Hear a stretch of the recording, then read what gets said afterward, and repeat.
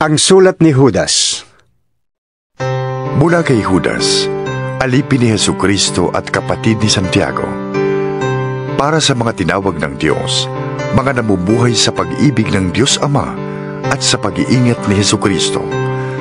Sumagana nawa sa inyo ang habag, kapayapaan at pag-ibig. Mga minamahal, ang nais ko sanang isulat sa inyo'y ang tungkol sa kaligtasang tinatamasa nating lahat. Ngunit nakita kong ang kailangang isulat sa inyo'y isang panawagan na ipaglaban ang pananampalatayang ipinagkaloob minsan at magpakailanman sa mga banal. Sapagkat lihim na nakapasok sa inyong samahan ang ilang taong ayaw kumilala sa Diyos. Binabaluktot nila ang aral tungkol sa kagandahang loob ng Diyos upang mabigyang katwiran ang kanilang kahalayan. Ayaw nilang kilalanin si Jesucristo, ang ating kaisa-isang puno at Panginoon. Noon pa mang unay sinabi na ng kasulatan ang parusang nakalaan sa kanila. Kahit na alam na ninyo ang lahat ng ito, ibig ko pa ring ipaalala sa inyo na matapos iligtas ng Panginoon ang bansang Israel sa lupain ng Ehipto, pinuksa niya ang mga taong hindi nananalig sa Kanya. Alalahanin din ninyo ang mga anghel na hindi nanatili sa kanilang dating kalagayan at kapangyarihan. Sa halip ay iniwan ang kanilang tahanan. Kaya't sila'y ginapos ng Diyos ng di mapapatid na tanikala at ibinilanggo sa pusod ng kadiliman hanggang sa hatulan sa dakilang araw ng paghuhukom. Alalahanin din ninyong ang Sodoma at Gomora at mga karatig lungsod ay nalulong sa kahalayan at di karaniwang pagnanasa ng laman. Kaya't sila'y pinarusahan sa apoy na di namamatay bilang babala sa lahat. Ganyan din ang mga taong ito. Dahil sa kanilang mga panaginip ay dinudungisan nila ang kanilang sariling katawan. Hinahamak nila ang kapangyarihan ng Diyos at nilalait ang mararangal na anghel.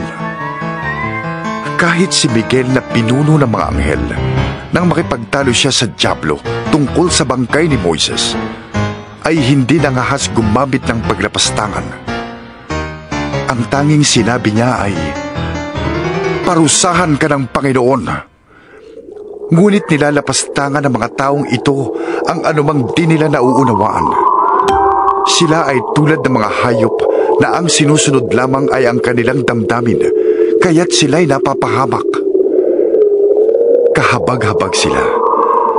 Nakakakilabot ang sasapitin nila, sapagkat sumunod sila sa halimbawa ni Cain. Tulad ni Balaam, hindi sila nag-atubiling gumawa ng mali dahil lamang sa salapi. Naghimagsik silang tulad ni Kore, kaya't sila'y namatay ding katulad niya. Napakalaking kahihiyan at kasiraang puri ang sila'y makasama ninyo sa mga salu-salong pangmagkakapatid. Wala silang iniintindi kundi ang kanilang sarili. Para silang mga ulap na tinatangay ng hangin at di nagdadala ng ulan. Mga punong kahoy na di namumunga kahit sa kapanahunan, na punot pati ugat at talagang patay na. Sila'y mga alon sa dagat na ang bula ay ang kanilang mga gawang kahiyahiya. Mga ligaw na tala na nakalaan sa kadiliman magpakailanman.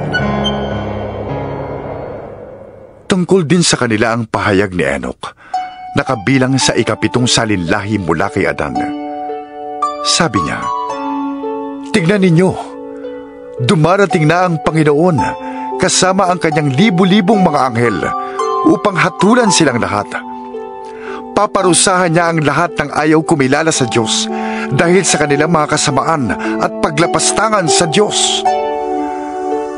Ang mga taong ito'y walang kasiyahan, mapamintas, alipin ang kanilang masasamang nasa, mga hambog, at sanay na sanay mambola para makuha ang gusto nila. Mga minamahal, alalahanin ninyo ang sinabi ng mga apostol ng ating Panginoong Jesucristo. Noon pa'y sinabi na nila sa inyo, "Sa huling panahon, May lilitaw na mga taong mapanlait at alipin ng masasamang nasa ng laman. Ito ang mga taong lumilikha ng pagkakabahabahagi, mga taong alipin ng kanilang masasamang nasa at hindi pinapatnubayan ng Espiritu. Ngunit magpakatatag kayo, mga minamahal, sa inyong napakabanal na pananampalataya. Manalangin kayo sa tulong ng Espiritu Santo. Manatili kayo sa pag-ibig ng Diyos habang naghihintay kayo sa ating Panginoong Hesukristo, na dahil sa kanyang pagkahabag ay magkakaloob sa inyo ng buhay na walang hanggan. Kahabagan ninyo ang mga nag-aalinlangan.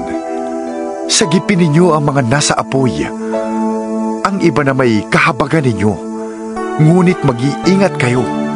Kasuklaman ninyo pati ang mga damit nilang nadumihan dahil sa kahalayan. Sa Kanya na makakapag-ingat sa inyo upang hindi kayo magkasala at makakapagharap sa inyo ng walang kapintasan at may malaking kagalakan sa Kanyang kaluwalhatian.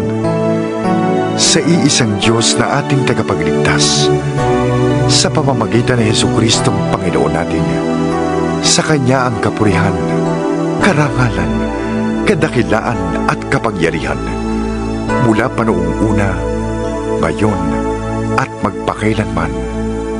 Amen.